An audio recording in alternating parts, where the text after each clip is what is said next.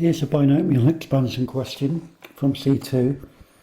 It only wants the first three terms, so let's not waste time and give all 8 terms to that expression.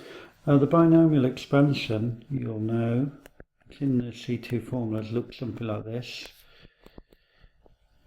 A to the n plus n1, nc1 that is, a to the n minus 1b plus n2 a to the n minus 2b squared plus n3 a to the n minus 3b cubed. We don't need any more than this. In fact, we didn't even need that term. But that's how the structure goes, and that's in the formula book, but that we know. So we have a is 2 and a kx. I suppose the most likely error we're going to come across here, it's 2 to the power 7. The most likely error that we're likely to come across is an error to do with the k. Now let's just get to that point. So we've got 7, 1, a to the n minus 1, so that's 2 to the 6. Kx, let's bracket that just to be safe. And then 7, 2. Remember we only want 3 terms, so that's 7, 2. 2 to the 5. And as I say, probably the most likely error where one occurs here is to not square the k in the next line. Okay, so let's work this out. 2 to the 7, that's equal to 128, plus 7 times 2 to the 6, which is 64, kx, plus 7c2, we can put, it's a NCR on the calculator, 7c2, that's 21, times 32. Now this is the thing, k squared x squared. It's about the third time now I've mentioned that. That is where students, if they make a mistake on this kind of thing, if they have any idea what they're doing, of course, which most students do, that's where the mistake is going to come.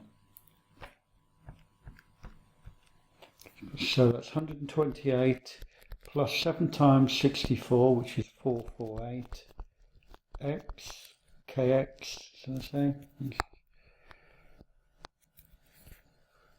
Right, kx, plus 21 times 32, which is 672, k squared, x squared, and so on. But we only wanted the first 3 terms, nice, so that's quite nice. So there's 4 marks there. Now, here's for the next bit. It's saying that the coefficient of x squared is 6 times greater than the coefficient of x. So this number here and this number, this coefficient here, are connected in such a way that the second one is 6 times bigger. So obviously the smaller one is the 448k, so times that by 6 and we're going to get the 672k squared. So I'll write that up here. 448k times 6 is equal to 672k squared. Okay. That gives me 448k is equal to 112k squared if I divide by 6.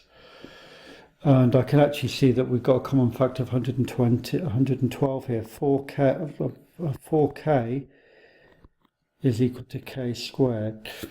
Now it does, k is not going to be equal to 0 here, clearly.